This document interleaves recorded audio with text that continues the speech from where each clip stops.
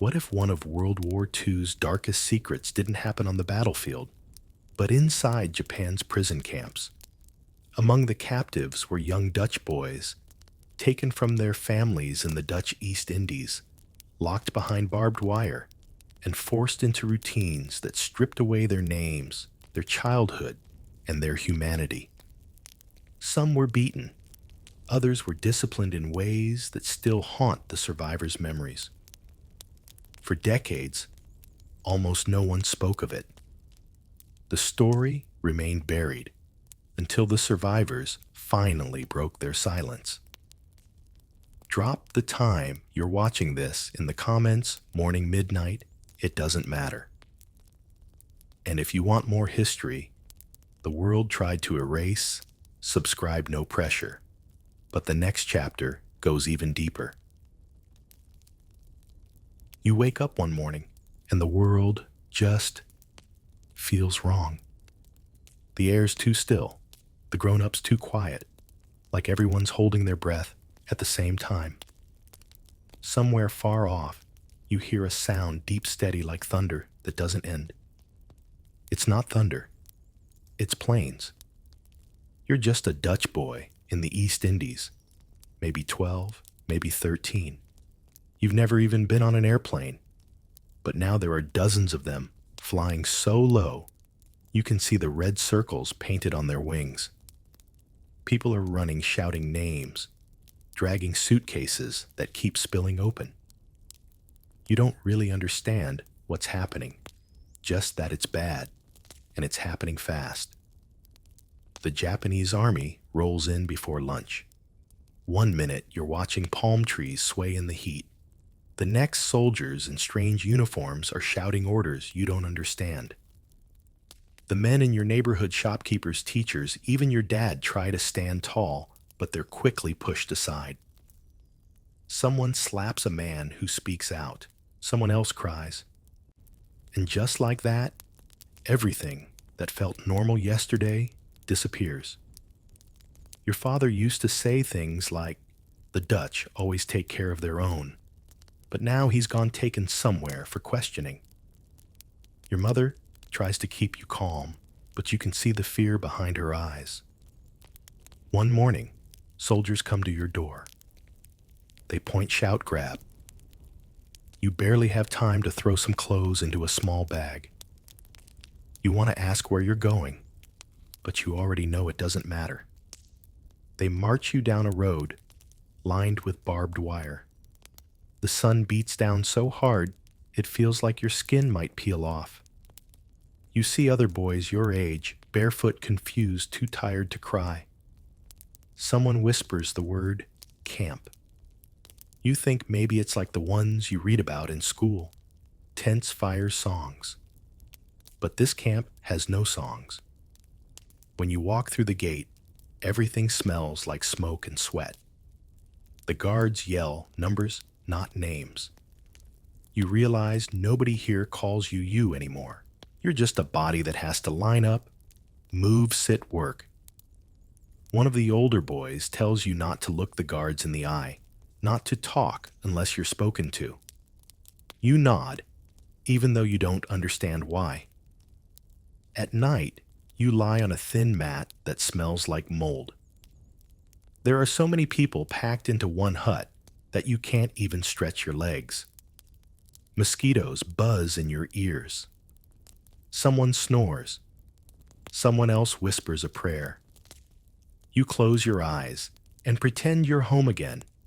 Pretend you can still hear your mother humming while she washes clothes. But the sound that fills your head isn't her voice anymore. It's the steady crunch of boots on dirt coming closer. Days start to blend together. Morning roll call, punishments, chores, the endless heat. You start counting time by meals, except sometimes there's no meal at all. The guards laugh when you ask for more. You learn to eat slow, to save every grain of rice, like it's gold.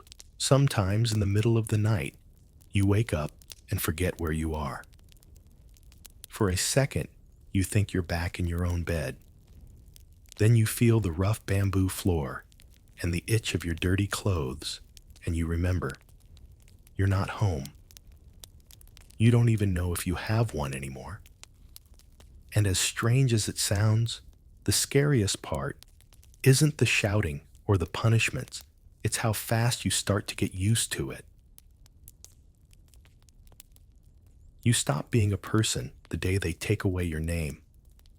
It doesn't happen all at once. It happens in small, sharp moments. A guard shouts a number, and you don't answer fast enough. The bamboo stick comes down hard on your shoulder. Again he yells, "You say the number this time." Louder. He nods and walks off. That's it. That's your name now. A number. It hangs from a little tag around your neck, swinging when you walk. You try not to think about what happened to the last boy who lost his tag. Someone says he was sent away. No one ever saw him again. You keep your tag safe, like it's your heartbeat. Funny how something so small can decide if you live or not. Inside the camp, everything runs on numbers. You line up by number. You eat by number. You even breathe by number. At least it feels that way. The guards bark commands in Japanese, and if you don't move fast enough, you'll learn what the bamboo stick feels like again. After a while, the sound of it hitting skin doesn't even shock you anymore. It's just part of the air. There's no mirror in the camp, but you still notice how fast everyone's changing. The boys who used to talk about their bikes, their dogs, their favorite candies, they stop talking altogether. You see their eyes go blank. The spark that made them just fades out. And you realize yours is fading too. Sometimes when you catch your reflection in a bucket of water, you don't recognize your own face. The sun has burned your skin. Your hair's full of dust. Your cheeks are hollow. You look like someone older. Someone who's seen too much. You try to smile once just to see if you still can. It feels wrong, like your face forgot how. There's one boy, Peter. He's maybe 14. He tries to keep everyone's spirits up. He hums old Dutch songs when the guards aren't listening. You want to believe it helps. One night, he gives you half his rice because you're shaking too much to stand. The next morning, he's gone. No one says anything. No one dares to ask. That's how you learn. Another rule of the camp. Kindness is dangerous. You start moving like everyone else. Quiet, careful eyes down. You figure out that every guard has a different rhythm. The tall one with the scar likes order. If you keep your bed straight, he leaves you alone. The younger one enjoys surprises. He'll knock over your bowl just to watch you scramble. You learn their habits the way you once learned your school lessons. Because now, this is your education. You try to remember your last day of school back home. The teacher talking about world maps, about how the Netherlands ruled over lands far away.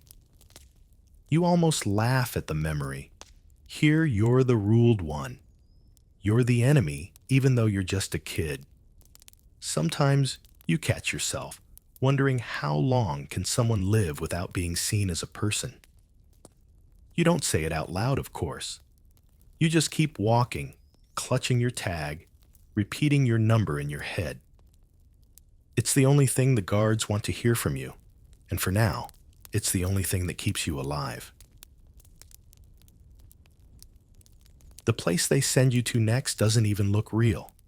It sits out in the middle of nowhere, just dirt bamboo fences and a few crooked huts leaning under the sun like they're about to collapse.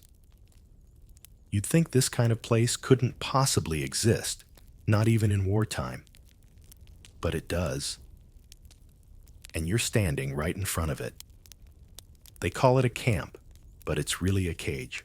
Every corner smells like smoke and sweat, like something burned a long time ago and never stopped burning.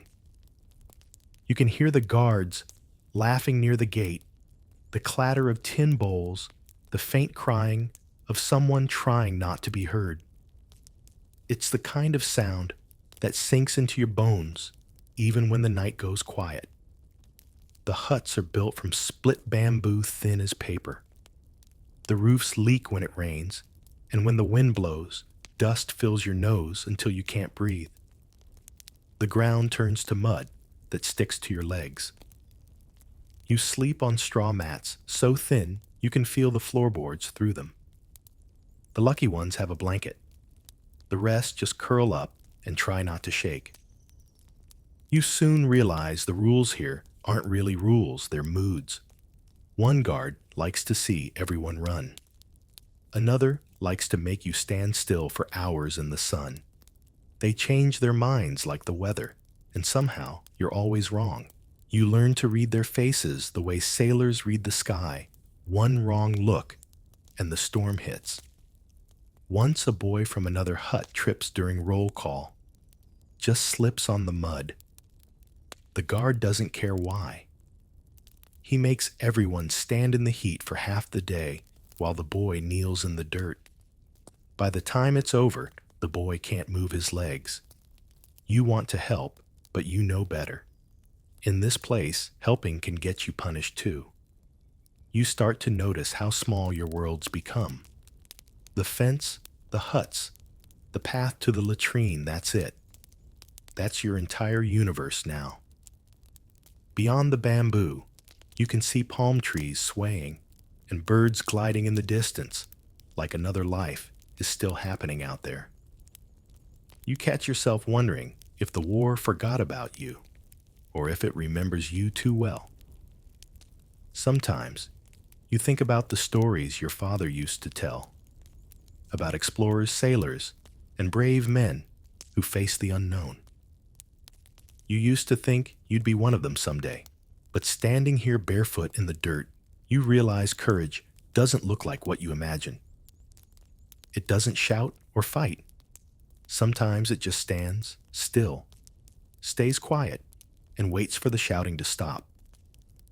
You and the other boys start inventing small ways to stay sane. Someone draws shapes in the dirt with a stick. Another hums a tune he barely remembers. You talk about food, about home, about things that don't exist anymore. It's not much, but it's something to hold on to. Because in a place like this, imagination is the last thing they haven't taken. And when night falls, you stare up through the gaps in the roof, watching stars flicker between the bamboo. They look close enough to touch, and for a second, you almost forget the fences. Almost. You think you've seen the worst already, until you see what they do to the boys. That's the hook of this place, isn't it? Every time you think it can't get crueler, it finds a new way to prove you wrong. At first, it's small things. They shave your head, take your shoes, and call it discipline. Then come the work details, hauling buckets of water, carrying bamboo poles taller than you, digging trenches that seem to lead nowhere. The guards call it training. You call it what it is, survival by obedience. But there's a moment that changes everything. One morning, the commander decides that the younger boys aren't working hard enough. So he lines everyone up in the yard and makes a show of it. He calls it a lesson. You can feel the heat rising off the ground as he paces back and forth, explaining in broken English how laziness is the enemy. Then he points to a boy named John, small, quiet, barely 13. John doesn't understand what's happening until the guard yells at him to step forward. He freezes. Just for a second. But it's long enough. The guard grabs him by the collar, drags him to the front, and starts shouting in Japanese. Nobody moves. You can't. You just stand there watching as they make an example out of him. Afterward, no one talks about it. Not out loud. But you can see it in everyone's eyes, that look that says, We're not children anymore. It's the moment innocence burns out for good. From then on, you stop thinking in days. You think in tasks. If I can finish this bucket run without slipping, if I can make it through the next roll call without coughing, that's how you measure time now. Not by sunrise or sunset, but by how many small humiliations you can survive before collapsing. There's a rumor that the guards get bored easily, that the punishments are less about rules and more about entertainment. Some boys are forced to hold heavy buckets over their heads until their arms go numb. Others have to crawl across gravel for dropping a bowl. You learn that dignity is a luxury you can't afford here. Sometimes you catch yourself wondering what the guards see when they look at you. Do they see an enemy, a nuisance, or just something to break for sport? You want to hate them, but after a while, hate feels too heavy to carry. What you feel instead is emptiness, quiet, blank, almost peaceful in a strange way, like your mind is trying to protect you by shutting the lights off inside. One evening, a storm hits. Rain pounds on the roofs like gunfire. You're soaked, but for once, the guards stay inside their huts, yelling less than usual. You and a few boys huddle together, whispering nonsense, anything to sound alive. Someone starts humming again softly like an echo of home. You close your eyes and imagine your mother's voice mixing with the rain. And that's when you realize something new. The worst part of this place isn't the pain. It's how fast you start to forget the sound of love. After a while, you start to notice things, the little patterns that decide whether you make it through the day or not. The guards don't just shout for no reason. There's a rhythm to it, like a dark kind of music. One tone means move faster, another means don't even look up. You learn these sounds by instinct. It's like developing a sixth sense made out of fear. You can tell which guard is coming just from the sound of his footsteps. The tall one with the scar drags his right boot slightly. The younger one taps the ground like he's keeping time with an invisible drum. You memorize every sound, every breath, because one wrong move could ruin your entire day. It's strange how fear becomes a language of its own. You don't need to know Japanese anymore. You just need to know when to freeze, when to stay small, when to disappear into the crowd. The older boys call it reading the weather. One look at the guard's face, and you already know if the day will be cloudy or if the storm's coming. The hardest part isn't the shouting, it's the silence after. When the guard walks away, and all you can hear is the sound of your own breathing. That's when the fear really settles in, like it's waiting inside you. You learn to hold it, carry it, hide it under your ribs. It's always there, even when you smile. Sometimes, new prisoners arrive, Dutch men from other camps, some old, some barely adults. They walk in like ghosts, faces blank, eyes hollow. You stare at them and realize they're what you'll look like soon. It's like seeing your future walk past you in slow motion. Every so often, someone gets brave, just for a second. A boy talks back. A man refuses to bow. You can feel the air change when it happens. Everyone goes still, waiting for the punishment that always comes next. You want to cheer for them, but you can't even breathe. By the end of it, nobody says a word. Courage gets buried fast here. At night, you and the others whisper to each other about food bread, butter-warm soup. You describe it in such detail, you can almost taste it. One boy, Eric, swears he'll eat 20 pancakes the day he's free. You laugh just a little, even though it hurts to do it. Somehow, that small laugh feels like defiance, like a secret no one can steal. Sometimes, when a guard walks past, you look at him and wonder what his life is like beyond the fence. Does he have a family? A kid your age? Does he go home and forget all of this? Or does it haunt him too? You'll never know. But the thought keeps you human somehow. There's a night when you wake up suddenly heart-pounding. You don't know why, until you realize what's missing. The usual shouting, the boots, the barking orders. For the first time in months, the camp is completely still. The silence is so heavy, it almost feels kind. You lie there listening to the quiet, afraid to move in case it breaks. And for a second, you let yourself believe that maybe the war has stopped. It hasn't. But for that one brief, breathless moment, it feels like peace remembered what you sound like.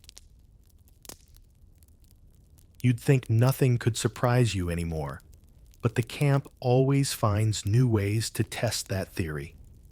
One morning, they make everyone line up early, before sunrise. The sky is still gray, the air cold enough that your breath comes out in clouds. No one knows what's happening. The guards stand in a row, too quiet, too calm. That's never a good sign. The commander steps forward and says something in Japanese. One of the interpreters, an older prisoner, translates. Today, he says, you will learn discipline. Everyone stares at him, not sure if that means more chores or another punishment. Then the guards start bringing out barrels of water, bamboo sticks, and a wooden frame that looks like a cross between a bench and a trap. You realize they're setting up for something. A demonstration, maybe. You're forced to stand and watch as they call a few boys to the front, Dutch boys, just like you. The commander says it's for training, but no one believes that. He starts shouting orders, using the boys as examples. You see, he says through the interpreter, this is how soldiers are made, through obedience, through pain. The boys have to hold buckets filled with water above their heads until their arms shake. One by one they drop them, and the guards laugh. The commander doesn't stop. He makes them start over. It goes on for hours. You want to look away, but you can't. The guards are watching the crowd, waiting for someone to react. So you stare straight ahead, pretending to be numb. When it's over, one boy collapses. The commander waves his hand like it's nothing. The guards drag the boy away, and that's the end of the lesson. Later, when you walk back to your hut, you can still hear the commander's words echoing in your head, through obedience, through pain. After that day, everything in the camp feels different. The guards don't need to hit you as much anymore. They've already won. You obey before they even speak. It's like your body moves on its own, now faster than your thoughts. You're scared of how natural it feels. One of the older prisoners, a man who used to be a teacher, whispers something to you one night. They're not just punishing us, he says. They're studying us. They want to see how much the human spirit can take before it breaks. You don't know if that's true, but it sounds right.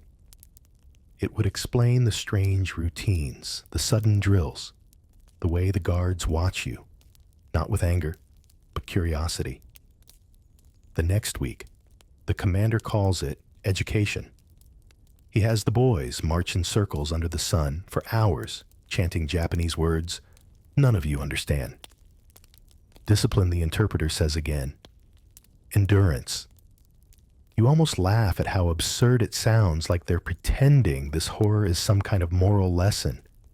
And yet you notice something strange in yourself.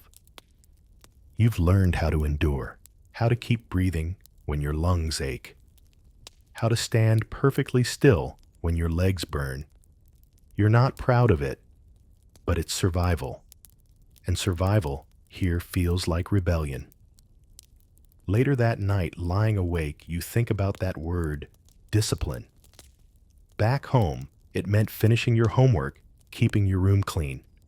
Here, it means learning to disappear inside yourself just enough to stay alive. And somehow, that quiet skill, the ability to endure without being seen, becomes your only superpower. Somewhere along the line, fear stops being the only thing that fills the air. Something else sneaks in, something small, quiet, and almost impossible to notice at first. Hope. Not the loud kind that shouts about freedom, but the whispering kind that hides in corners and survives in secrets. It starts with a piece of paper, just a torn scrap, really part of an old newspaper someone found near the trash pit. There's Dutch writing on it, faded and smudged. One of the older boys. Hendrik stares at it for a long time, then smiles in a way you haven't seen in months. That night, when the guards are asleep, he gathers a few of you near the back of the hut and whispers, "We're starting a school." At first, everyone laughs. A school in a place like this? But he's serious. He starts by teaching a few words, some math problems.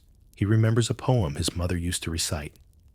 You take turns repeating lines until they stick in your head. It's nothing fancy, no books, no pencils, just memory. But for the first time in forever, your mind feels awake again. Soon, more boys join in.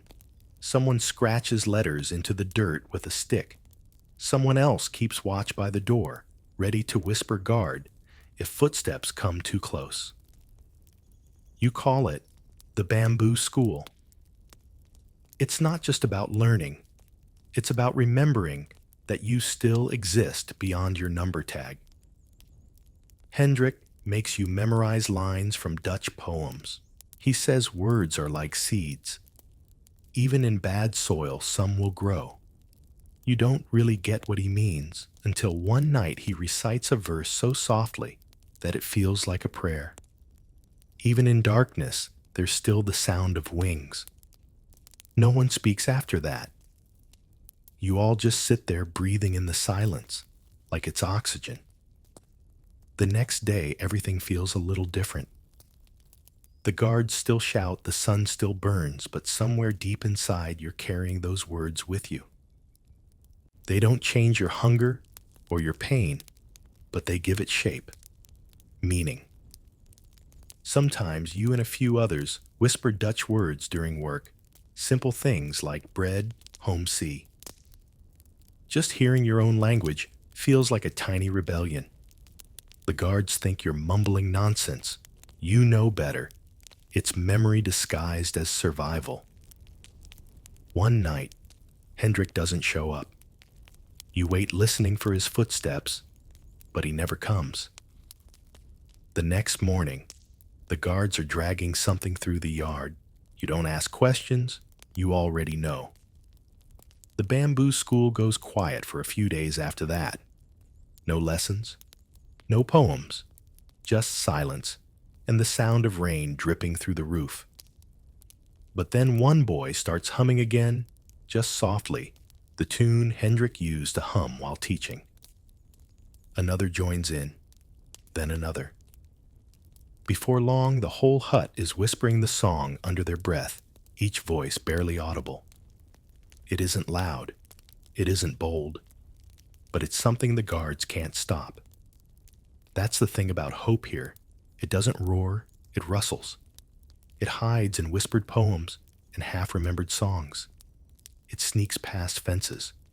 It refuses to die.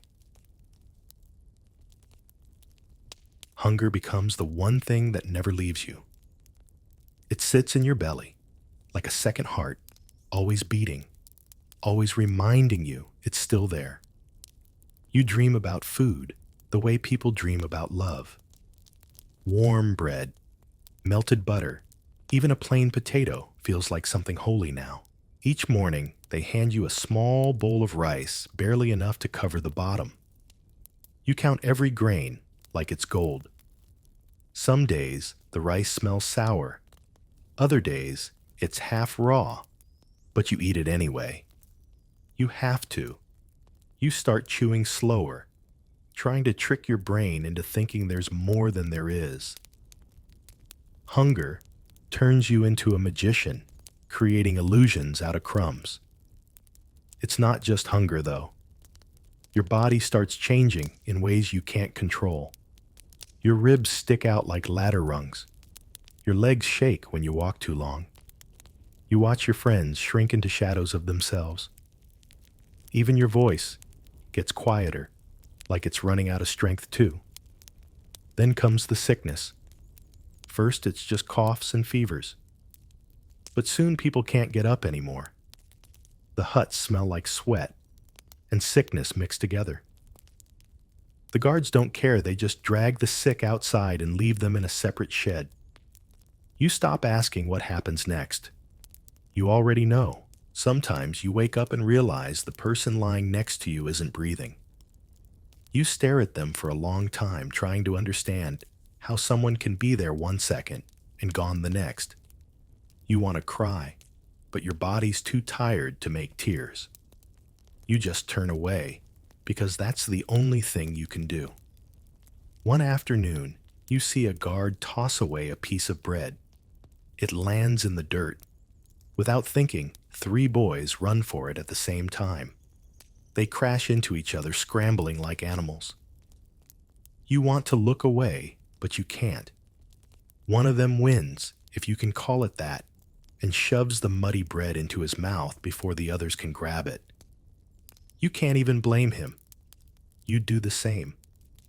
Hunger makes everyone equal. Sometimes when the fever hits, you start seeing things. Shapes in the air. Shadows that look like your mother's face. Once you swear, you hear her voice calling your name. You whisper back, but it's just the wind through the cracks in the bamboo.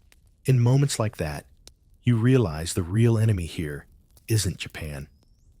It's not even the guards. It's hunger itself, the kind that eats from the inside, that gnaws at your strength, your thoughts, your will to keep breathing. But somehow, you do keep breathing. Every morning you open your eyes and think, just one more day. You say it over and over like a prayer. Sometimes it feels meaningless, but other times it feels like the only thing keeping you alive. Then one night something strange happens. It rains hard for hours. You put out an old tin bowl to catch the water. By morning it's full, and the air smells clean again. You take a sip, cold, fresh, real, and it feels like tasting life itself. You laugh quietly, not because anything's funny, but because you're still here. In a place that's built to destroy you, that's no small thing. You always imagined freedom would feel loud, cheering, singing, people running through open gates. But when it finally comes, it's quiet. So quiet it doesn't even feel real. One morning, you wake up to find the guards gone. No shouting, no roll call, no orders. The gate stands open, swinging gently in the breeze. For a long time, nobody moves. Everyone's afraid it's a trick. Then slowly, one man steps forward, then another. Then everyone starts walking out of the huts, out of the yard, out of the nightmare that stole years from your life. The sunlight outside hits you like a wall. It's too bright, too clean, almost painful, after so many months under bamboo roofs. The air smells like the sea again. You stand there blinking, trying to remember what it felt like to breathe without fear. You'd think that would be the end of it. That the moment the gate opened, everything inside, you would switch back on. But it doesn't. You're free, yes, but you don't feel like the boy who walked in. You left him somewhere behind those fences, and what's left is someone quieter, smaller, older. The soldiers who find you wear different uniforms. They give you food, real food, and you almost cry when you taste it. Bread-warm soup water that doesn't smell like rust. But your stomach isn't used to eating anymore. The first few bites make you sick.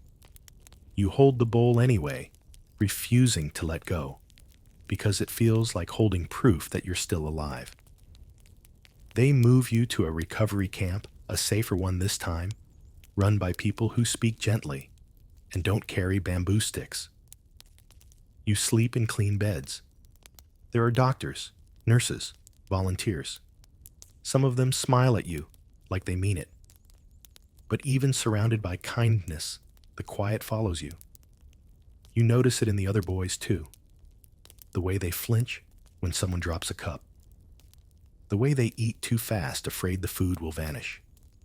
At night, you still wake up expecting to hear a guard's voice. Your body's free, but your mind doesn't believe it yet. One day, a nurse gives you a mirror. You hesitate before looking.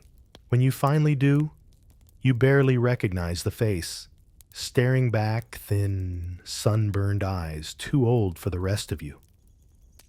You touch your cheek like you're meeting yourself for the first time. They tell you the war is over. Japan surrendered. The world is moving on. You nod, but you don't know what moving on means anymore. You're still learning how to live without counting footsteps or memorizing the sound of anger.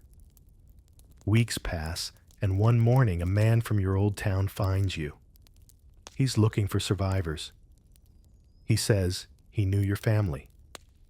You ask about your father, your mother. He looks away. You already know the answer. Later that night, sitting by the window, you watch the sunset over the same land that held you prisoner. It's beautiful, in a way you almost forgot soft light on the palm trees, birds flying low over the fields. For the first time you realize beauty and pain can live in the same place. You're free, yes. But the freedom you have now isn't the kind you dreamed about. It's quieter, heavier. It carries everything you saw, everything you lost. And yet somehow it still asks you to keep going. Because even after everything, the world hasn't ended, and neither have you. Years later, people start asking questions. Journalists, historians, strangers with notebooks, they all want to know what it was like. They call it a dark chapter, as if darkness could ever fit neatly between two bookends. You sit there older now, hands folded in your lap, trying to find words big enough to hold what happened. You never really can. They ask, how did you survive? And you almost laugh. Because you don't remember how. You just did. One breath at a time. One day after another.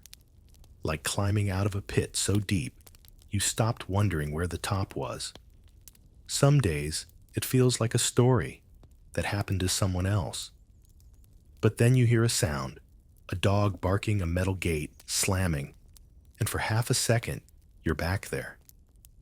The heat, the smell, the shouts, your chest tightens, and suddenly the years in between feel paper thin. You visit a courtroom once after the war trials begin. You watch the men who ran the camp sit in their clean uniforms, eyes down, faces blank. The translator says words like war crimes, human rights, and responsibility. You want to believe justice means something, but looking at them, you can't tell if it ever will. When the verdict is read, people clap. You don't. Justice can't rewind time. It can't give you back your family or the boy you used to be. At night, you sometimes dream of the camp, not as it was, but as it should have been. The huts are gone. The fences are flowers.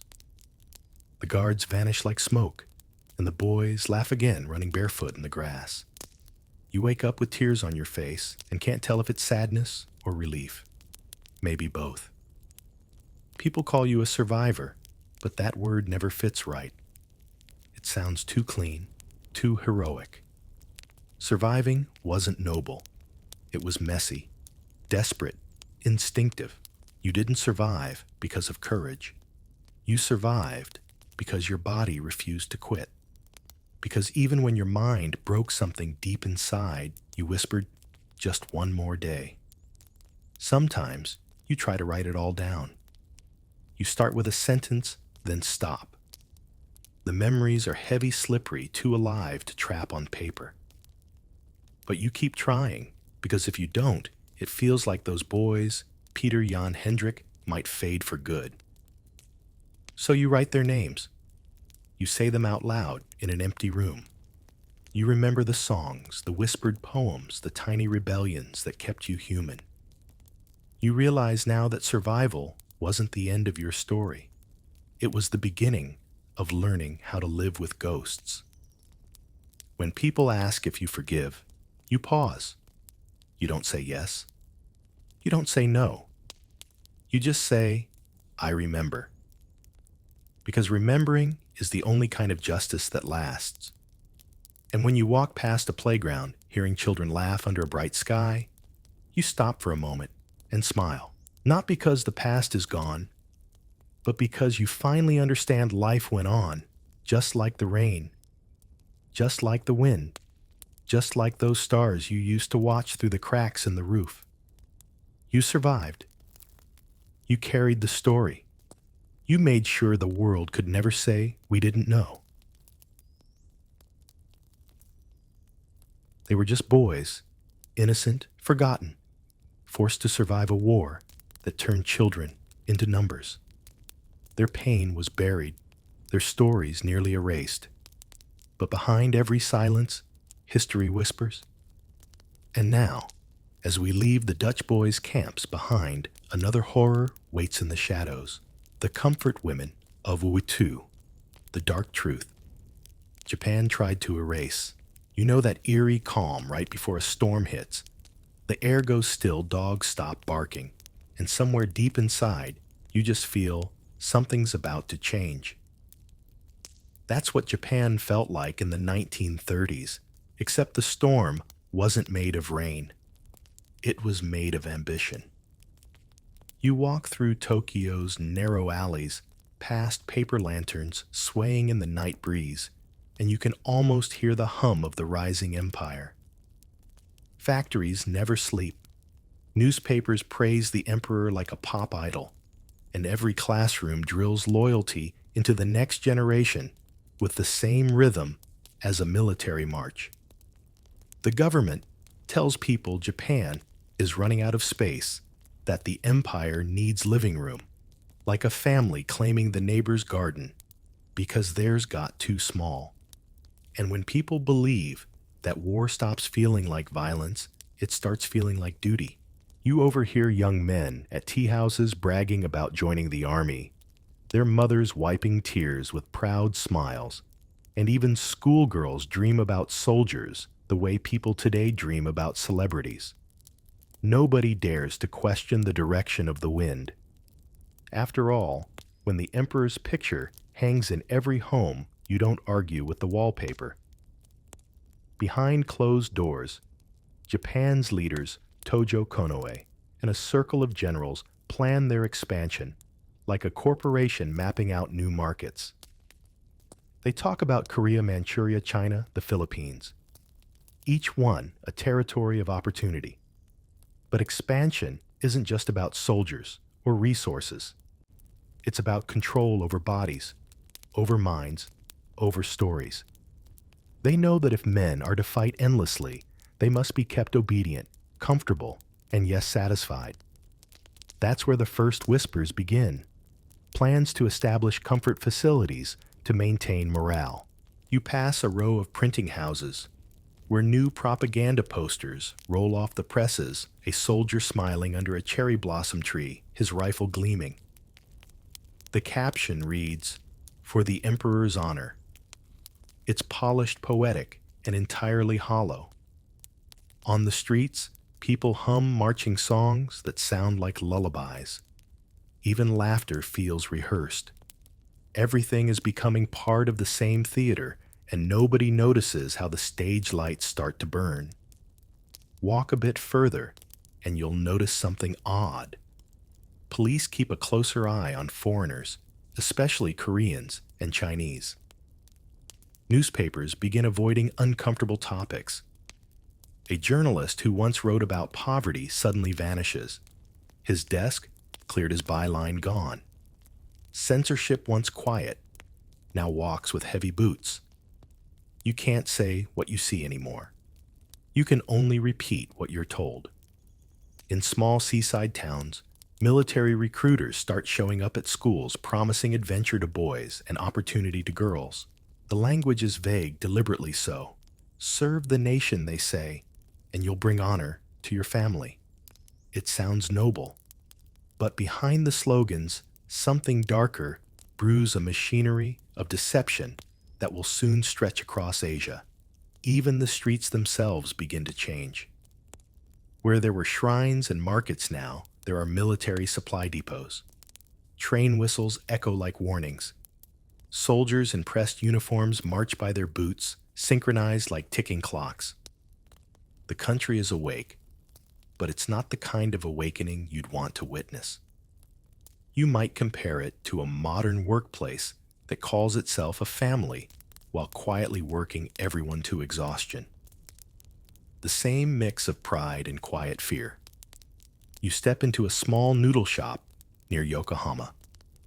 The owner keeps glancing toward the radio volume low, as if the airwaves themselves could report him. The newsreader's voice is calm.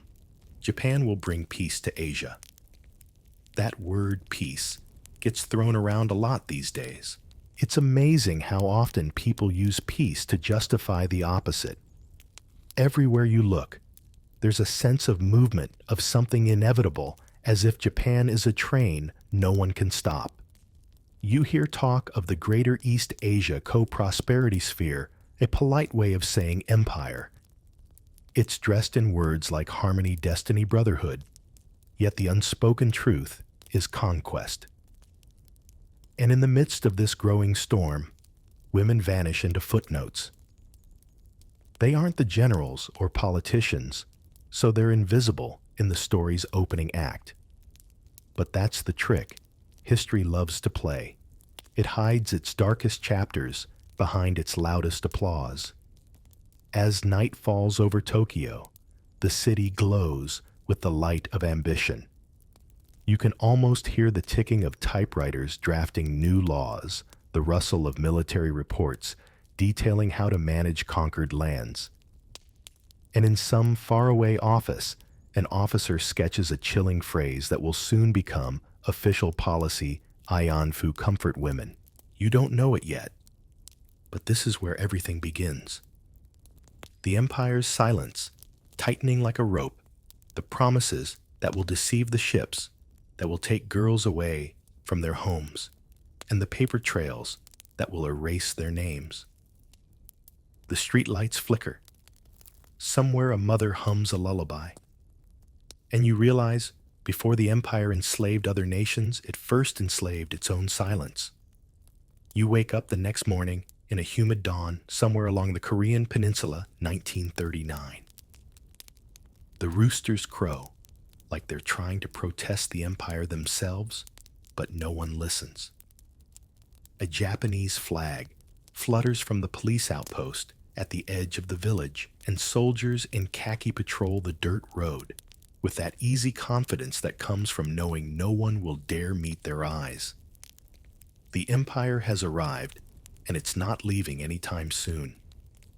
From Manchuria to Taiwan, from Singapore to Burma, Japan's map is expanding faster than most people can keep up.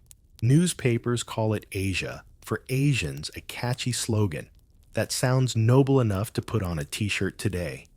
But you and I both know how marketing works. When someone oversells unity, they're usually selling control. You pass a group of farmers heads down, whispering in their own language. A soldier yells at them for speaking incorrectly.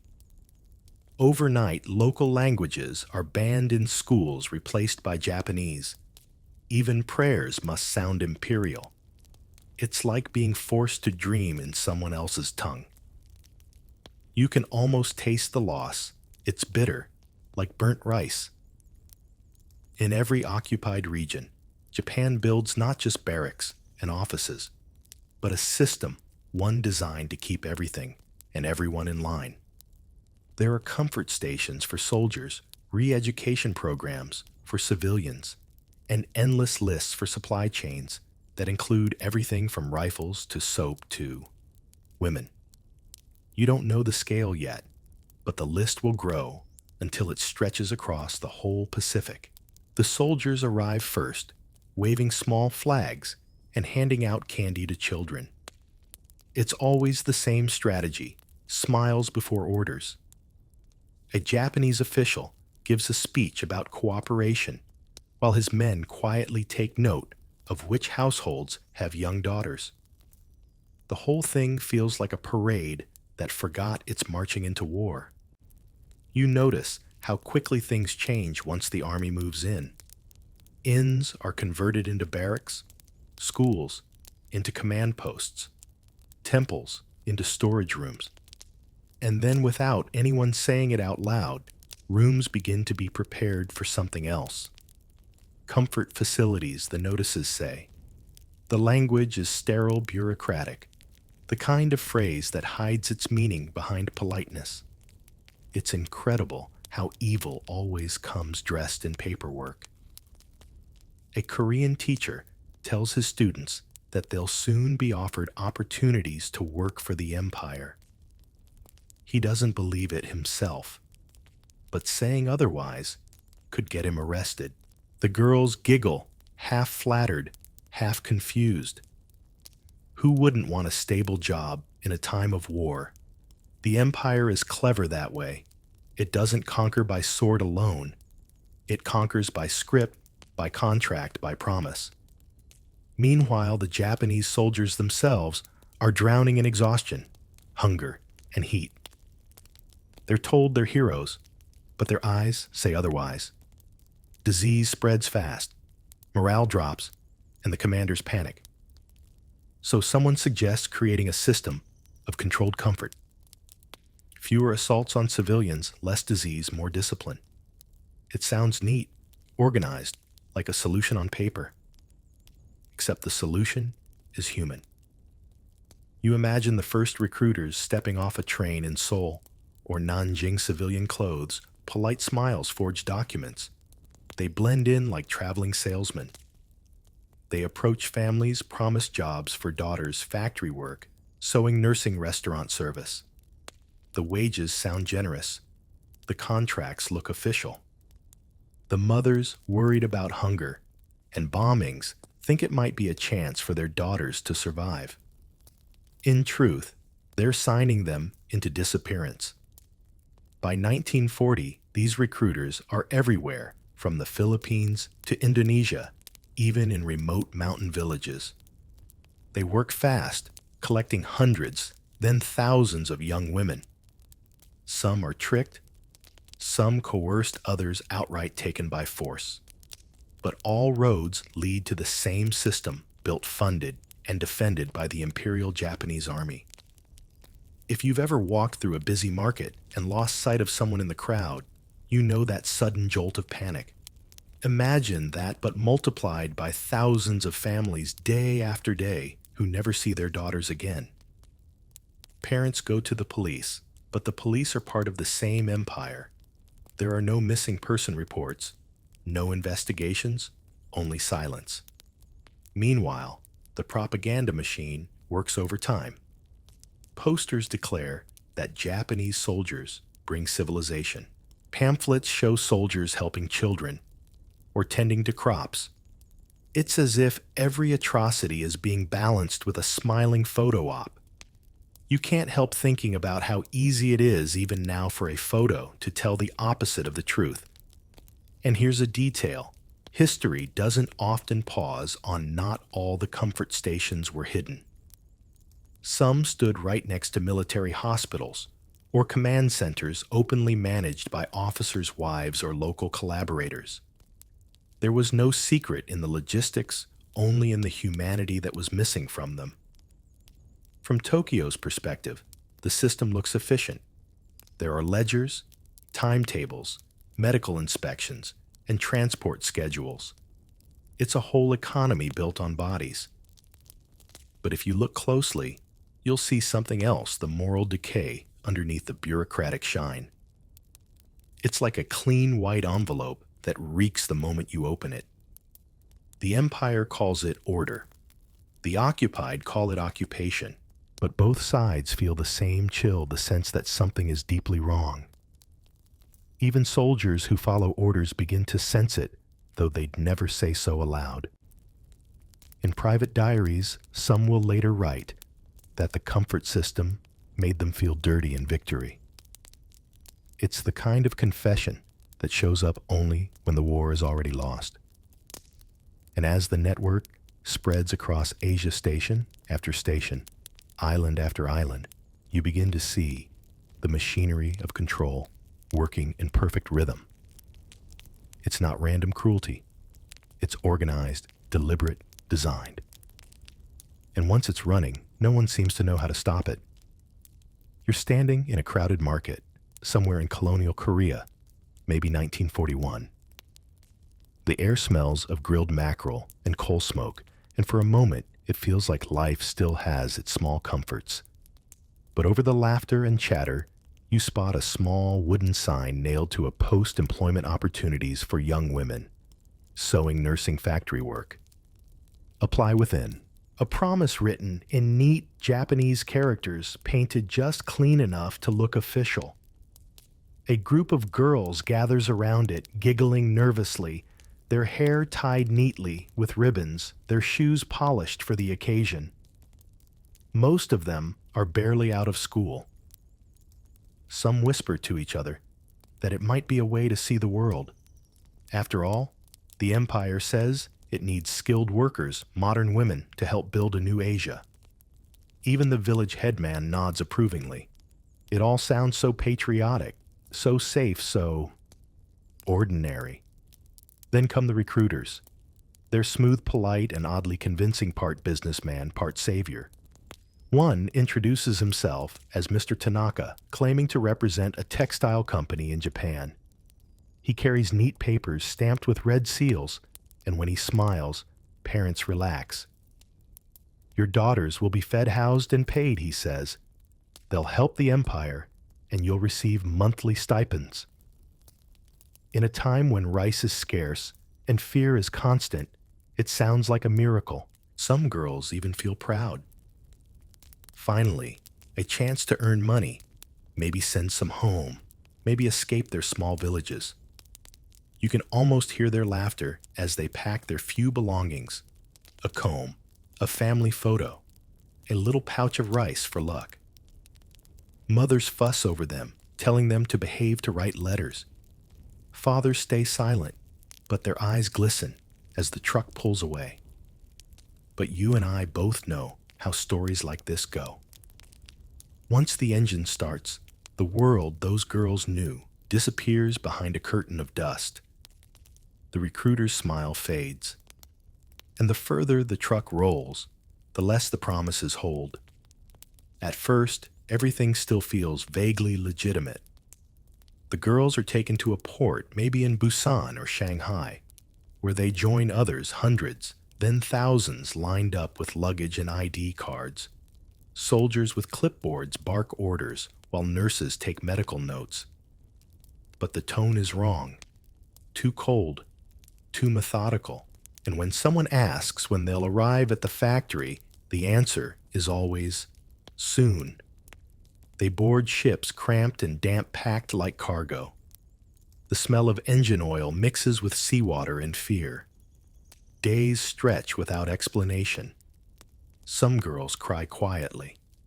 Others stare blankly already, somewhere else in their minds.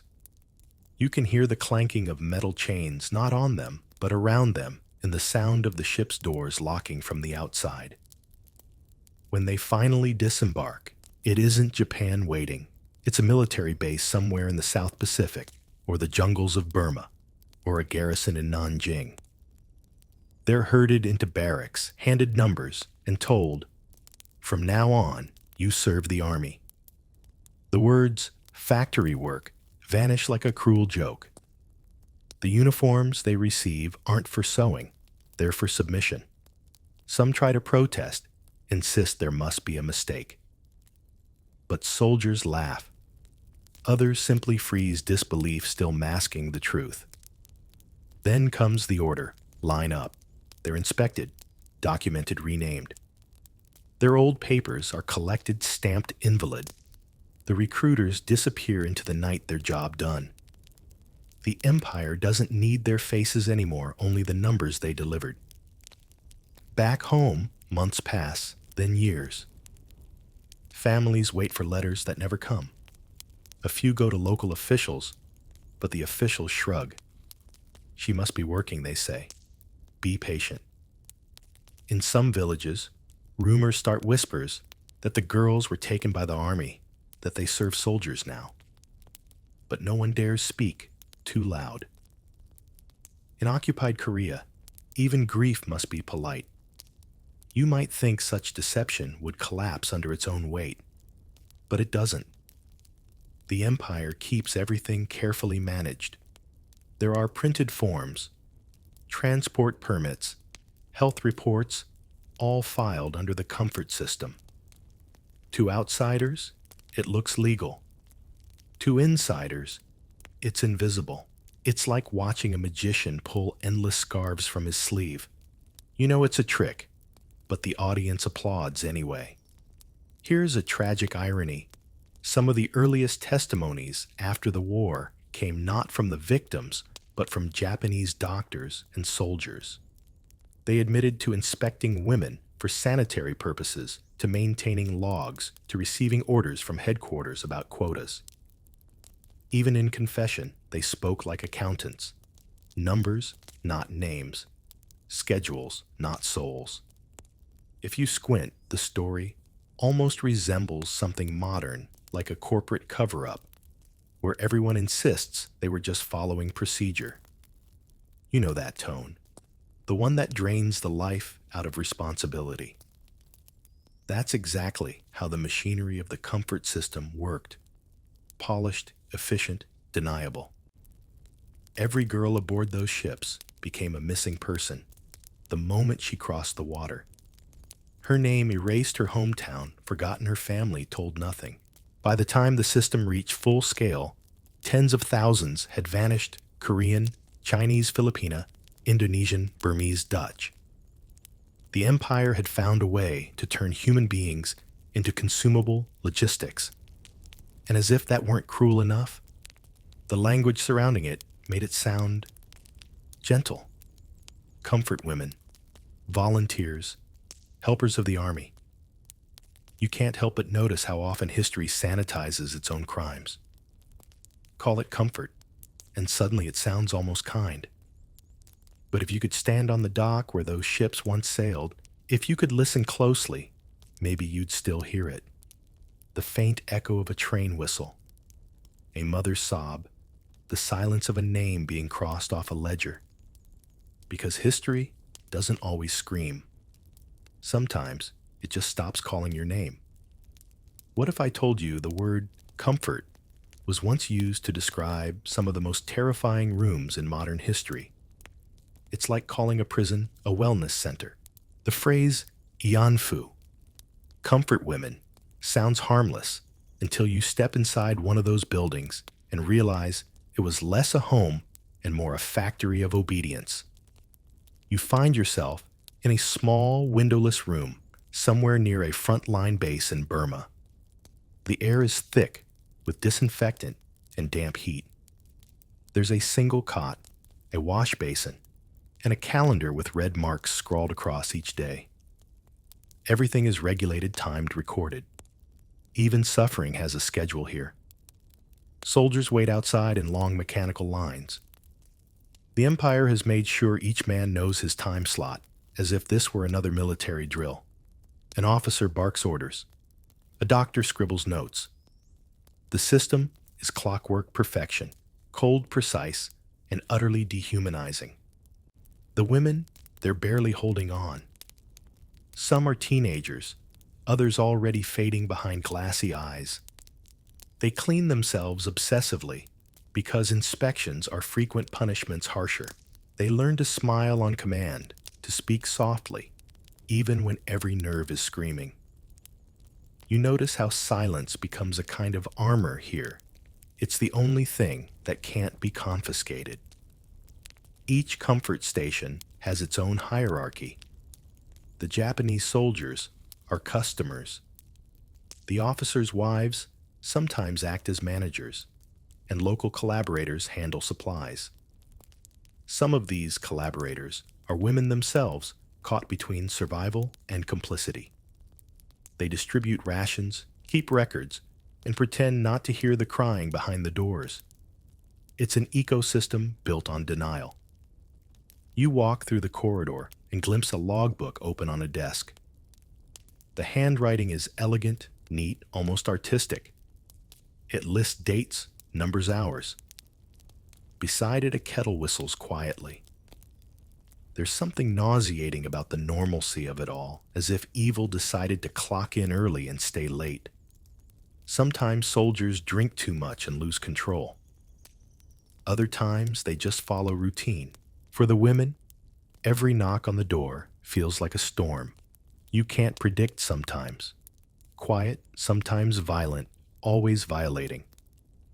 When they aren't serving, they clean, cook, or mend uniforms.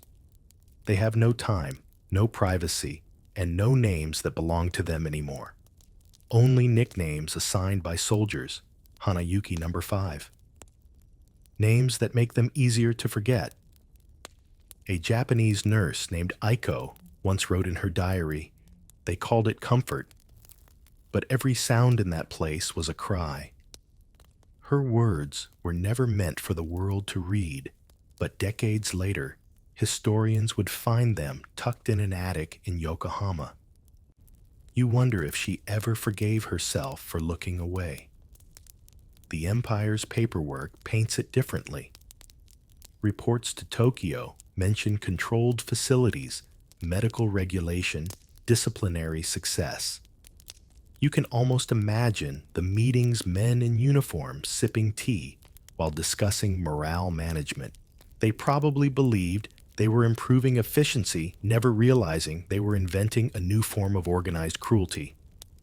Sometimes the women are moved from one base to another. They travel in trucks or trains marked as logistics units. The soldiers guarding them smoke casually, laughing about their next destination. You look at the women through the slats in the truck's wooden frame, their faces blank, their eyes unfocused, their hands gripping each other's sleeves like the last thread of sanity. At night, after the soldiers leave and the lamps go dim, a strange kind of quiet settles in. It's not peace, it's the absence of noise after too much of it. Some women stare at the ceiling until dawn. Others whisper to each other, trading fragments of who they used to be, what their villages smelled like after rain, what songs their mothers used to sing. These small exchanges become lifelines. Every once in a while, one of them tries to escape. A few succeed, blending into nearby villages, hiding in forests, or pretending to be laborers. But most are caught within days. Punishments vary. Some are beaten, some locked without food, some never seen again. The rest learn to stop trying. You'd think the soldiers might feel something, guilt, disgust, anything. And some do. A few write about it later, saying the system corrupted them, made them forget they were human. But in the moment, power dulls empathy. When everything is sanctioned by the flag, morality becomes optional. It's strange how bureaucracy can sterilize brutality. The comfort stations weren't underground crimes. They were built into the Army's official structure. Doctors examined the women. Weekly officers signed rosters. Payrolls were processed. It was all recorded, stamped, filed away. You could find invoices for soap disinfectant and even replacement furniture, but not a single word about the suffering those objects witnessed. And still, amid all this control, chaos seeps in. Disease spreads, morale cracks, soldiers lose battles, and the Empire begins to overextend itself. Yet the system continues unflinching. Like a machine that doesn't care, its operators are dying. Sometimes when you close your eyes in those rooms, you can almost hear the tick of a pocket watch, a sound that might once have comforted someone. But here it's a countdown to what no one knows. The Empire has made sure the clock keeps running even if everyone inside wishes it would stop. You lose track of time in those rooms. Days, nights, and seasons blend together until the only clock left is your heartbeat. Survival becomes less about hope and more about math. How many soldiers visit? How many minutes of sleep you can steal? How many times you can pretend you're somewhere else before the next knock on the door? At first, some women try to count the days, marking tiny scratches on the wall behind their cots, but eventually they stop. The lines blur. The calendar doesn't matter, and even the concept of tomorrow starts to feel like a cruel rumor. You start to notice how each woman builds her own quiet strategy.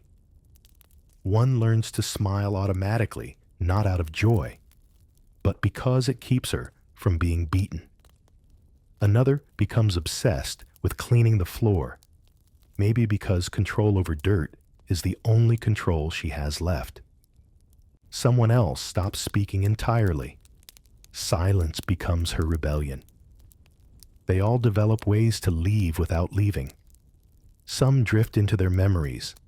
The scent of pine needles near home, the rhythm of a lullaby, the feeling of a warm bowl of rice in their hands. It's not escape exactly. It's survival in slow motion. You might think that the human spirit collapses under such weight, but weirdly, it bends instead. The body becomes a vessel, the mind a fortress. You've probably heard the phrase mind over matter, right? Here it's not motivational, it's literal. They survive because they have no other option. There are stories of women sharing small kindnesses when they think no one's watching, hiding a spoonful of rice for someone who's sick, whispering jokes to each other in the dark, braiding each other's hair when the guards aren't looking. They trade memories like currency because it's the only thing they can still afford. One woman, historians later learn, her name was Kim Hak-sun, becomes known for quietly humming the same song every night. Nobody knows the lyrics, but everyone recognizes the melody. It's faint, fragile, and somehow defiant. Decades later, when she becomes the first former comfort woman to speak publicly in 1991, people realize that same song had been her anchor all along. Imagine holding on to a single tune for 50 years just to stay sane. Sometimes the women whisper about what they'll do when the war ends. I'll open a tea house, one says. I'll study medicine, another dreams. A third jokes that she'll never marry, because who needs men after this? For a few moments they laugh, and that laughter, small as it is, cuts through the suffocating air like sunlight sneaking under a door. But those moments don't last. Soldiers rotate in and out. The women stay. Food runs low. Disease spreads faster than rumors.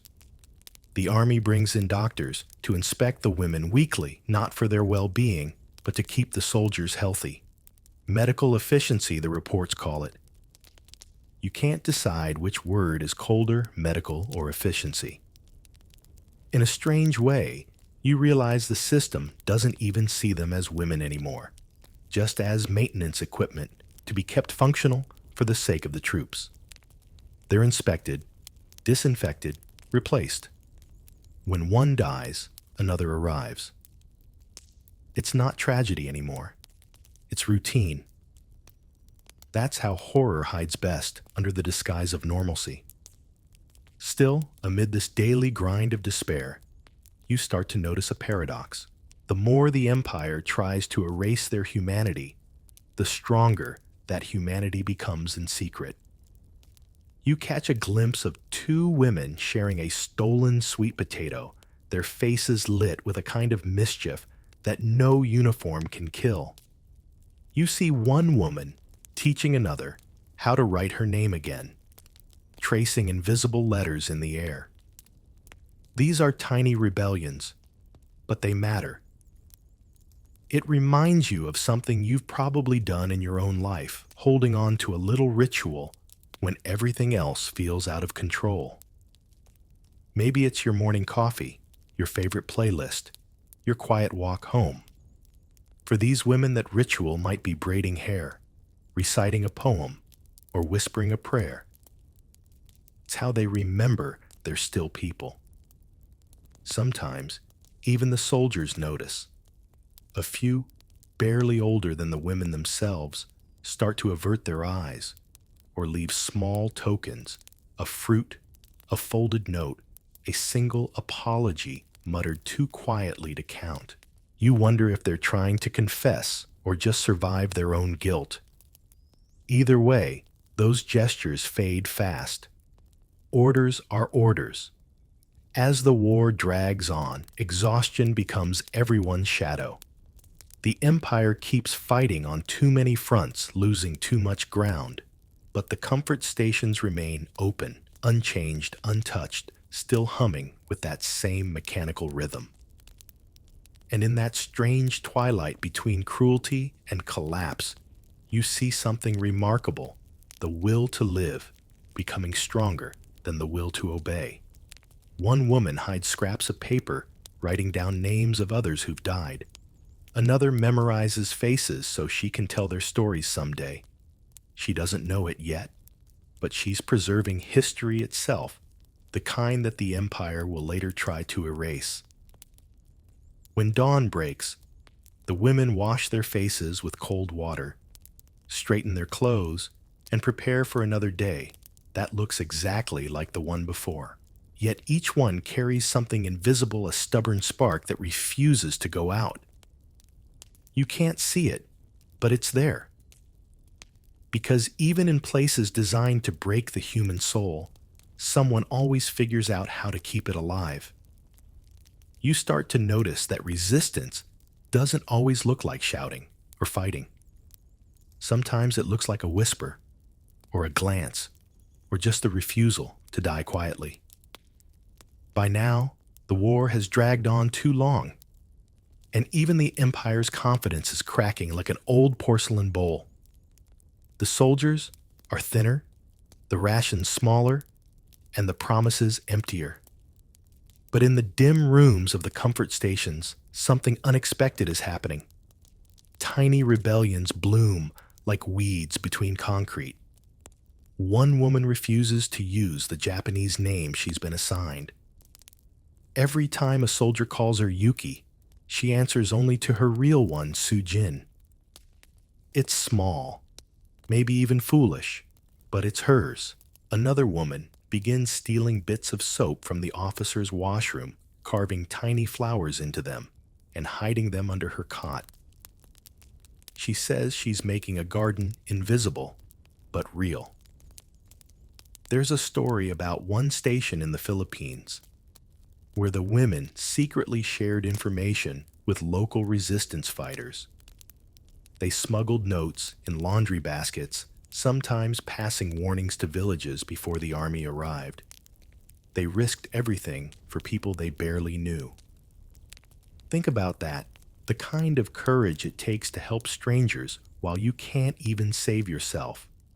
Every act, no matter how small, becomes a statement, I still exist. You haven't erased me yet. They teach each other lullabies from home, turning them into secret codes. They make up stories to keep hope alive about rain after drought, about ships that will one day bring them home. They whisper them like bedtime tales, not for children, but for themselves. You watch one woman sit by the window, if you can call it that. It's more a slit in the wall, and she stares at the moon every night. The same moon shines over Korea, she says. Another adds, and over China too. For a brief second, the moon becomes a shared rebellion, a reminder that something beyond the empire still exists. A soldier once confiscated a small Bible from a Dutch girl held in a station near Indonesia. He tossed it aside, not realizing she had used its margins to write down the names of others who'd died. Decades later, when the war was over, that Bible was found buried near the site. The ink was faded, but the names remained, proof that someone remembered. Even in the thick of cruelty, the women find strange humor to survive. They nickname one particularly strict officer Mr. Polished Shoes, because he checks his reflection more than he checks the reports. They laugh quietly, but that laughter, light and trembling, feels like an act of defiance. Sometimes, humor is the last weapon left when dignity has been stripped away. A few manage to escape. One sneaks out during a bombing raid. Another hides among medical supplies on a truck headed north. Some are rescued by local villagers who risk their own lives to shelter them. But for most, freedom isn't a door they can run through. It's a thought they rehearse in silence. And the irony, the empire's obsession with control starts to turn against itself. Orders pile up, communication breaks down, soldiers grow restless. When the women see their captors stumble, even for a moment, something shifts in the air. A quiet satisfaction, almost a smirk. For once, they aren't the ones trembling. You think of modern life, maybe your own small acts of rebellion, standing up to a boss who's wrong, walking away from something toxic, saying no when silence would be easier. The scale is different, but the heartbeat is the same. Resistance, after all, begins the same way everywhere, a simple refusal to disappear. Among the women, small miracles start to happen. One finds a scrap of paper, another a stub of pencil. Together, they write a letter that will never be mailed. To my mother, it begins. If you ever find this, know I was here. They fold it, hide it under the floorboards. Years later, when the building is abandoned, someone will find it and history will regain one of its lost voices. Then there are the songs. When guards aren't listening, the women sing not loudly, but enough to remind each other they're still human. They harmonize in different languages, creating a sound that doesn't belong to any one nation. That sound, fragile and trembling, becomes a secret anthem for the forgotten. In another corner of the empire, a Japanese nurse named Fumiko writes in her notebook, "We were told not to see them as people, but I did. I still do." She hides that note between medical records, a silent apology in the middle of an empire that has none to give. Each story, each whisper, each act of defiance adds a small crack to the empire's mask of perfection. And though it doesn't look like victory, it is. Because when history tries to erase you, and you keep speaking anyway, even in silence, that's power. The war is turning. The empire's newspapers still boast of triumph, but the truth is leaking through. Ships sink, supplies vanish, soldiers retreat. And in those same comfort stations, where hope once felt impossible, the air shifts just slightly. The guards look nervous. The women notice. They can't celebrate, not yet, but they can feel something they haven't in years change. It starts faint, like the smell of rain before a storm. And though they don't know it, that storm is coming for everyone. You ever notice how people say the end of the war like it's a finish line?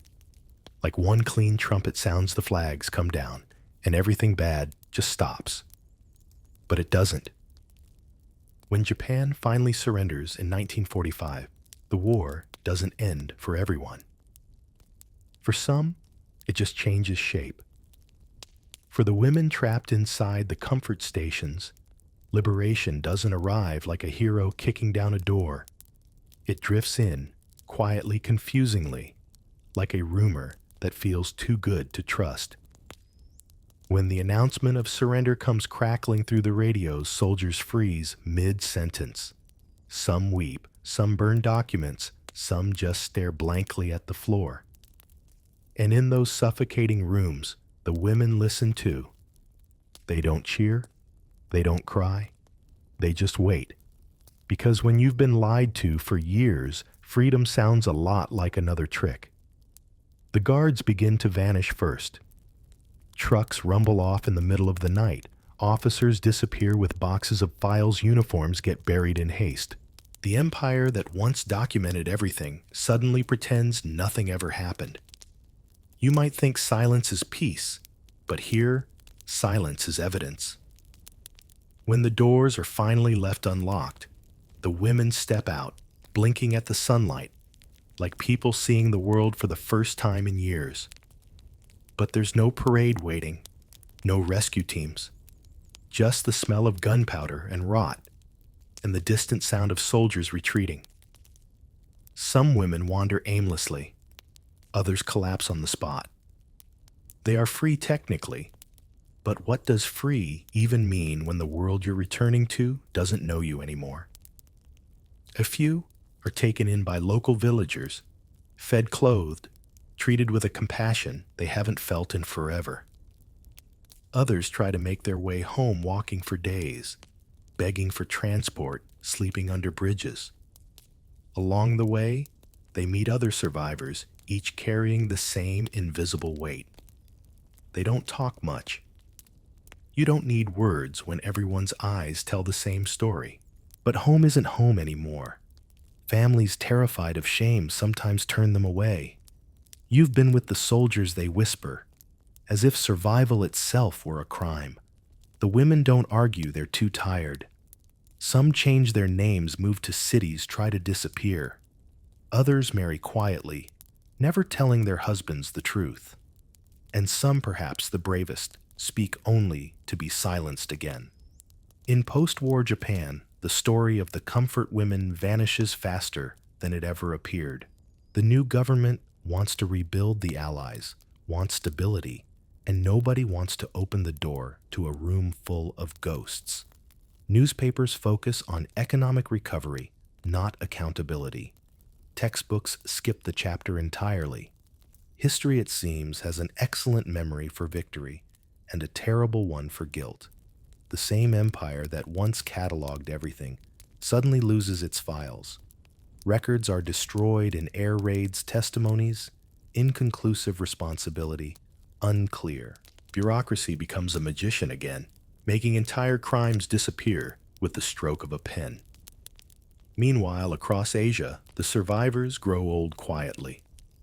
Many never tell anyone what happened. Some become nuns, others merchants, others mothers. But the past doesn't vanish. It lingers like smoke clinging to every breath. You can imagine it, a woman sitting by her window, decades later, watching her grandchildren play, wondering if the world ever learned the truth. In South Korea, there's a phrase survivors use to say, "I came back," but not completely, because part of them never left that room, the part that knew her name, her song, her sense of safety. Healing doesn't follow the calendar. It's not like war medals or treaties. It doesn't have a date stamped on it. You'd think the victors would care. But the Allies, busy redrawing borders and writing treaties, treat the comfort system like an unfortunate wartime necessity. Justice becomes selective. The Tokyo War Crimes Tribunal, held in 1946, mentions atrocities, yes, but the comfort stations, barely a whisper. The women's stories are too inconvenient for a world that wants closure, so they keep living. Some become voices for peace, others sink into quiet survival. You might pass one on a street in Seoul or Manila in the 1950s, a woman selling vegetables, humming softly, no one realizing she once survived an empire's machinery. She doesn't tell you because she knows you wouldn't want to hear it. People like need endings. Her story doesn't have one. But time has a strange way of demanding truth. Decades later, when Japan's economy booms and the world praises its progress, a small group of elderly women decide they're done with silence. They step forward, trembling, nervous, but unbroken. They give interviews, hold press conferences, show their faces. We were there, they say. We were real. And for the first time, the world begins to listen. One of them, Kim Hak-sun, the same woman who used to hum in the dark, becomes the first to testify publicly in 1991. She's calm, measured, almost gentle in her words, but every sentence cuts through decades of denial. I was taken, she says simply. I want an apology. It's not revenge she asks for, just acknowledgement. Her testimony shatters the dam. Other women step forward from the Philippines, China, Indonesia, Taiwan, the Netherlands. The stories are different, but the echo is the same. The world gasps not because it didn't know, but because now it can't pretend not to. You might call that courage. But if you ask them, they'd just call it exhaustion, being tired of pretending it never happened. After all, silence protects the abuser, never the abused. So, as Japan rebuilds skyscrapers and exports electronics, a different kind of reconstruction begins elsewhere, the rebuilding of memory. Survivors gather evidence, journalists dig into archives, historians connect the dots the empire hoped were erased. And through it all, those same women once erased, once unnamed, begin to write themselves back into history, not as victims, but as witnesses. And that, in its own quiet way, is a revolution. So you keep walking with them, these grandmothers who refuse to shrink, and you watch how a living whisper turns into a movement with a microphone. It begins with press conferences in cramped rooms where the tea is lukewarm and the cameras click like anxious insects. You see Kim Hak-sun's calm voice ripple outward in 1991, drawing others from Manila, Taipei, Nanjing, Jakarta, and even Dutch survivors from the former East Indies. It's not a tidal wave at first. It's a heartbeat, steady, undeniable, and suddenly public. Then come the Wednesday gatherings in Seoul. You stand across from the Japanese embassy, the winter wind, biting through your coat, and count the yellow ribbons and handmade placards.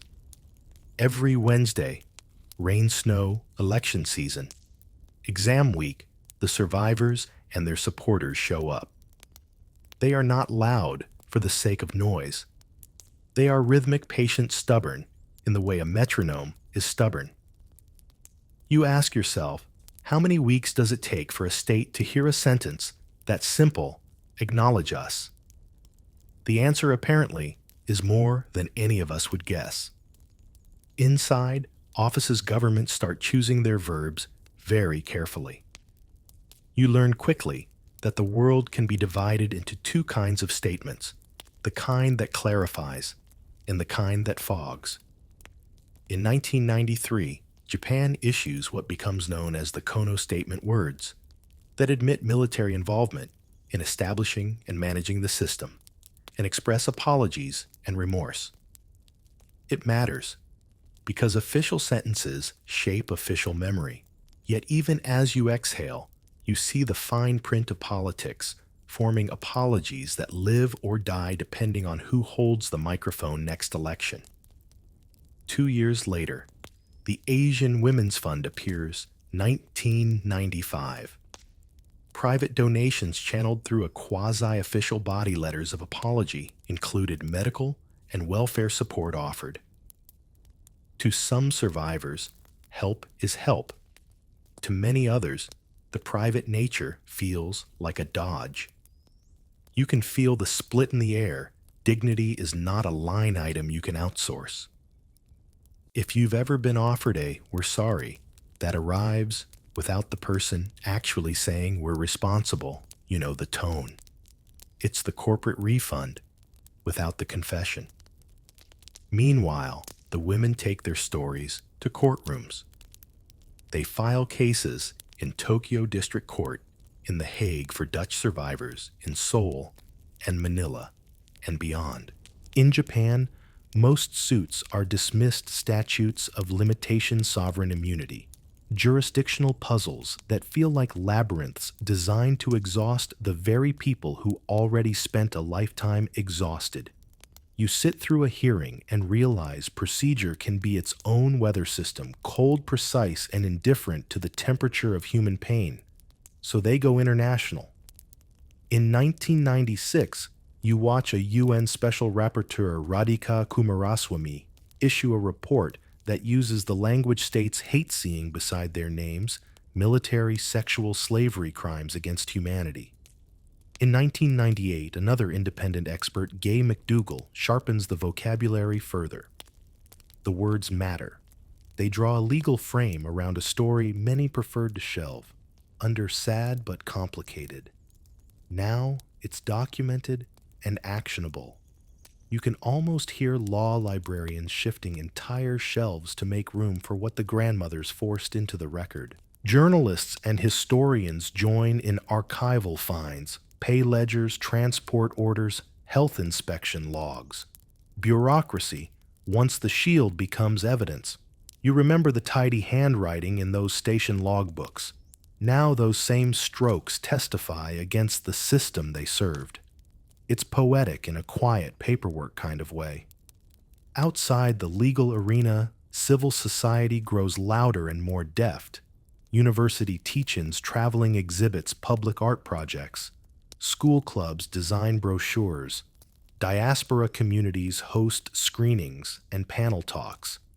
A pattern emerges where textbooks hesitate the street corner and the campus bulletin board refuse to. In the late 2000s, city councils across multiple countries debate memorials and plaques. Resolutions are passed. Some are challenged. Others become landmarks. You watch how memory learns to rent multiple apartments, one in a museum, one on a sidewalk, one in the stubborn hearts of people who refuse to pass by with eyes down. Then there's the political theater. Parliaments issue motions. You remember a particular resolution in Washington in 2007 calling for an unambiguous apology. Similar gestures echo in Europe and Asia. Diplomats smile print statements and set them gently on the table like fine china no one wants to chip. Meanwhile, survivors still travel with canes and medication, telling their stories into microphones, folding and unfolding the same grief until it fits into broadcast time. If you've ever prepped a presentation while managing pain, you understand the logistics of courage. Some breakthroughs feel promising, then wobble. The 2015 Japan ROC agreement offers funds, and the phrasing of apology aims to call the matter final and irreversible. But memory does not obey treaties. Survivors object to being consulted. After the fact, civic groups protest, a foundation rises and then dissolves. You realize history's most consequential signatures are the ones the public chooses to honor every year, not just the ones that make the evening news once. Amid all this, you meet individuals who turn legal language into living legacy. A scholar in Tokyo quietly tutors students using materials the textbook won't print. A teacher in Busan invites a survivor to speak to a classroom of 15-year-olds' phones go silent, and for once, no one checks the clock. A Filipino filmmaker screens a documentary under a tarpaulin as monsoon rain hammers the roof. The audience stays anyway. Memory improvises. Justice, it seems, is a composer who works with whatever instruments show up. You also notice the emotional arithmetic shifting. Early on, the women ask for recognition and apology. Later, they insist on education, teach it so it doesn't happen again. Eventually, the movement learns the cruel logistics of biology. Time runs faster than legislation. Each year, fewer survivors attend the Wednesday gathering. The empty chairs begin to preach their own sermon. Have you ever felt a room grow heavier when someone leaves it? That's what these vigils feel like, attendance by absence. And still, the pushback continues. Some politicians call the testimonies exaggerated, some activists face lawsuits, some textbooks quietly dilute paragraphs into footnotes. You learn the oldest trick in the Book of Denial. If you can't erase, minimize. If you can't minimize, distract. Yet every attempt at erasure triggers a counter-archive scans, interviews, timelines, open syllabi, high school clubs that fact-check in real time. The internet turns into a volunteer historian with endless stamina. By now, you've realized the battle for recognition is not a single courtroom victory or one perfect apology. It's a long choreography, statements, retractions, memorials, removals, lawsuits, translations, lesson plans, re-revisions, and the weekly practice of showing up. Justice in this story is less like a gavel and more like a drum, kept alive by the hands that refuse to stop beating it. Near the end of one long day, you help an elderly survivor down a set of Embassy District stairs. She squeezes your hand with surprising strength and says almost playfully, "Don't forget to remember."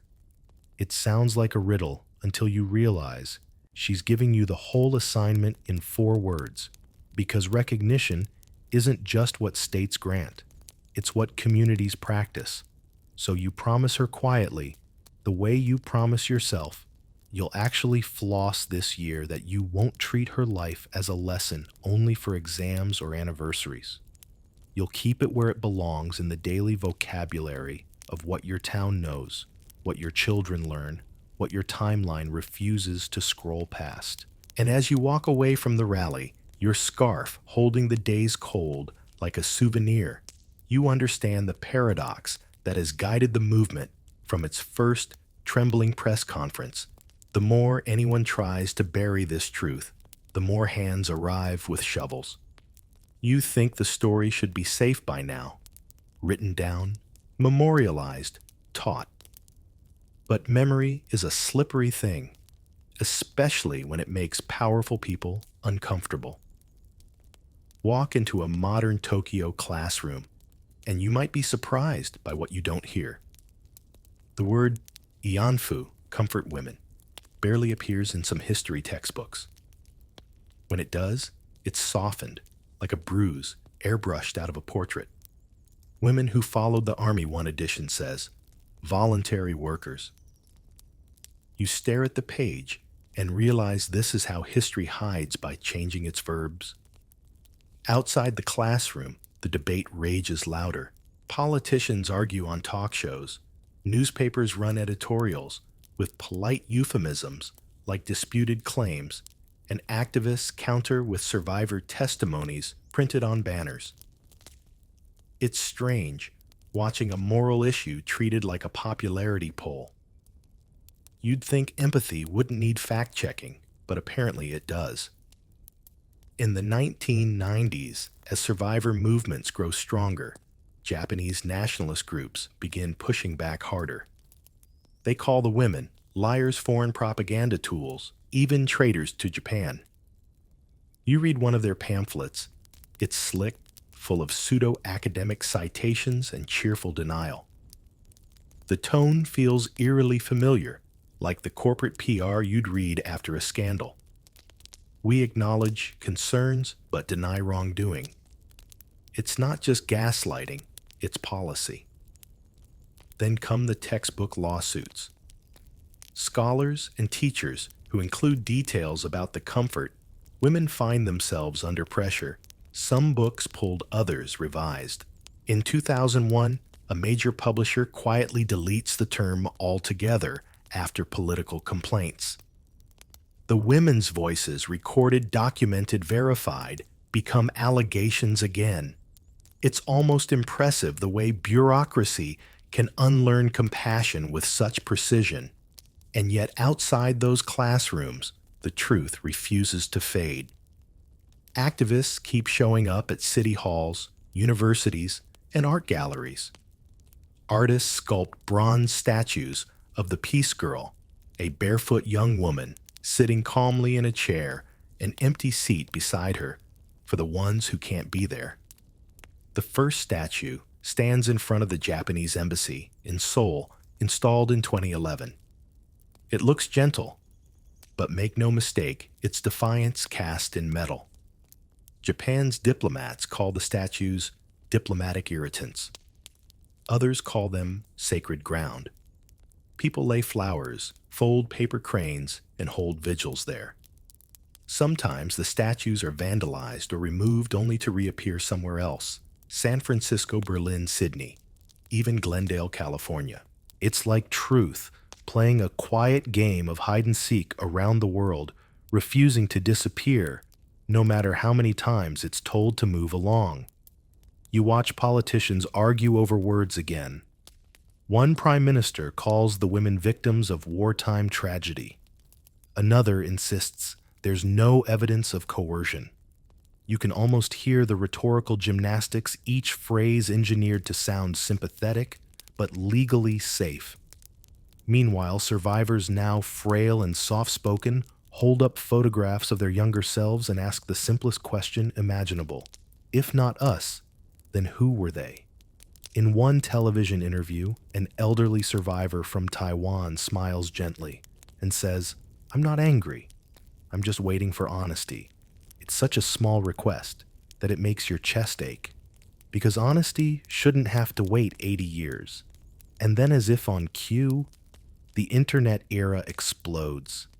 Hashtags, forums, and documentaries begin flooding the digital world with testimonies and scanned archives. Denial suddenly looks outdated next to digitized evidence, military contracts, transport logs, official correspondence. The same tools once used to spread propaganda now become instruments of preservation. A Korean university student starts a website compiling survivor interviews. Within months, it's translated into 5 languages. A Japanese teenager, after visiting a peace museum, posts a viral video explaining what her textbook didn't. You realize truth has found a Wi-Fi connection, and that's one revolution nobody budgeted for. Still, the denial persists. In 2014, a major Japanese newspaper retracts a series of old articles that confirmed military coercion, claiming verification issues. Nationalists celebrate it as vindication, even though independent historians reaffirm the evidence.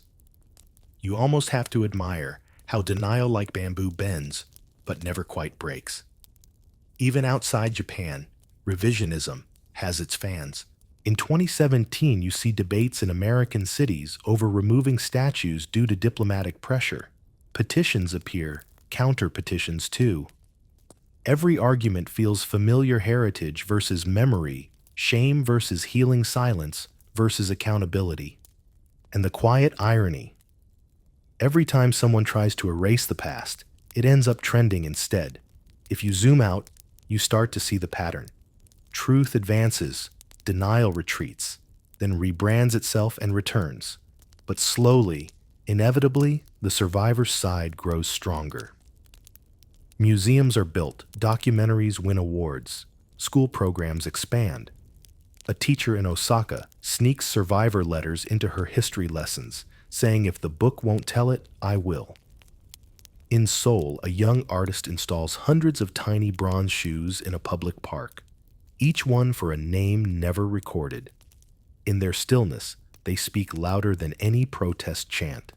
And yet, the tension remains. Modern Japan is proud of its pacifism, its democracy, its art and technology, and rightfully so. But shadows don't disappear just because the lights are brighter. That's what makes this story so complex. An entire nation caught between pride and remorse, heritage and humanity. You walk through Yasukuni Shrine, where soldiers' names are honored, and you notice something missing: no plaques for the women who never came home. The air feels still reverent and uncomfortably selective. You leave a single yellow flower by the gate anyway. Maybe no one else will notice, but symbols don't need audiences, they just need witnesses. And you realize denial doesn't just try to rewrite history, it tries to exhaust it. To make people stop caring. But history inconveniently doesn't tire as easily as politicians hope. It waits quietly for the next person willing to look closer. So you promise yourself, standing under the dim glow of Tokyo's streetlights, that you'll keep looking. Because if forgetting is the final victory of those who caused the pain, then remembering, simply remembering, is how the world fights back. What if I told you some stories never die, no matter how carefully they're buried? You see it in the bronze statues, the empty chairs, the wrinkled hands that still tremble when microphones are passed their way. You see it in Seoul, where every Wednesday, yes, still survivors and students gather outside the Japanese embassy, holding banners that flutter like stubborn prayers. Some of the women are gone now, but their portraits rest in those empty chairs, staring calmly into history's eyes. The wind there is never quiet. It carries chants laughter, sometimes songs. High schoolers read poems they wrote. Tourists stop confused at first, then stay longer than planned. An old man passes by and bows deeply to the empty seat, and for a moment, you understand what survival really means. It's not just living through something, it's forcing the world to look at it afterward. A few meters away, journalists adjust cameras, their breath visible in the cold. One of them interviews a young student who says, "We can't change the past, but we can change who remembers it." You nod, because that's the kind of sentence that grows roots. Memory is activism now. It's no longer just about who did what. It's about who refuses to forget. You visit museums in Seoul, Nanjing, Taipei, and Osaka. Each has its own rhythm of silence. Glass cases filled with letters, worn shoes, a hair comb carved from wood. In one display, there's a diary written in faint pencil. Half of it smudged the last line, cut off mid-sentence. No translation needed. Absence speaks fluently. You stand there longer than you expect, realizing that these artifacts don't just tell stories, they hold the weight of all the apologies that never came. Meanwhile, in Tokyo, the conversation keeps shifting between denial and acceptance, between embarrassment and empathy. Younger generations start asking different questions. They form book clubs, join history circles, challenge their teachers respectfully but persistently. Some even march alongside Korean students at peace rallies, holding signs in both languages. The empire's silence may have once been law, but empathy doesn't need permission to exist. You fly to Los Angeles next, where another bronze statue stands in a quiet park. A little girl sits with her hands folded on her lap, eyes forward, calm. Beside her, that same empty chair. Flowers, origami cranes, handwritten notes in English, Japanese, Korean. One reads, "You are remembered, you are believed." It's simple, and that's what makes it beautiful. Nearby, a plaque tells the story, neutral words. Factual dates restrained emotion. But what strikes you isn't the text, it's the people reading it. A family with kids, a woman jogging who stops mid-step, a man eating lunch on the bench who closes his container and just listens. You realize memorials aren't about marble or bronze. They're about the pause they create in everyday life, that brief moment when history reaches out and taps your shoulder. And yet this story isn't finished. New controversies keep sparking, statues removed under political pressure, museums, defunded documentaries attacked online. The ghosts are still inconvenient, but every time someone tries to silence the past, another group of hands lifts it higher. Memory has momentum. You start to notice how language evolves too. Historians now prefer survivors over victims, testimonies over claims. Even the phrase "comfort women" feels too soft, too sanitized, so activists replace it with what it was military sexual slavery. It's a mouthful uncomfortable, but that's the point. Truth isn't supposed to sit easily on the tongue. When you meet one of the last surviving women, she's in her late 90s. Her back is curved, but her voice still steady, fills the small room. She says she's not angry anymore, just tired. I don't need revenge, she tells you. I just want them to teach the truth before we die. Then she laughs softly, adding, "We've been waiting since 1945. Maybe history just walks slow." Her words stay with you. On the flight home, you think about how every civilization has stories like this. Truths once buried, now resurfacing like bones through soil. The question isn't whether nations can make peace with their past. It's whether they can tell the truth about it out loud. And maybe that's the hardest part, accepting that history isn't about villains and heroes, but about choices. Japan's story doesn't end in shame. It ends in whether it learns to listen. The rest of the world doesn't stand outside that equation either. Because denial isn't uniquely Japanese. It's human. Every country has its silences, its convenient forgettings. We all choose every day what kind of ancestors we'll be. You think about the survivors again. Their hands, their laughter, their names whispered into microphones. You think about how they spent decades shouting into a world that didn't want to hear. And now at last, their voices echo across classrooms, museums, documentaries, TikToks, memorials, and even bedtime history videos like this one. It's strange and beautiful the way the truth finally learned to travel. So here's the quiet reality: the empire failed to erase them. Bureaucrats burned the papers, politicians rewrote the books, but the women remained. In every statue, in every testimony, in every child who grows up learning their names instead of their numbers, they live on. You walk away from the statue one last time, the night settling cool on your shoulders. A street light flickers. Somewhere, a busker strums a soft melody that sounds like the lullaby Kim Hak-sun once hummed in the dark. You stop, close your eyes, and listen. The war is long over, but the song remains.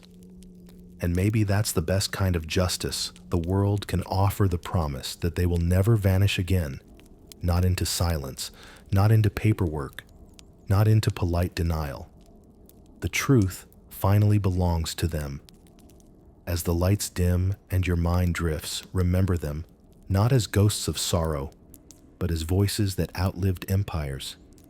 Their pain became history. Their silence became truth. And their memory now rests in your gentle breathing.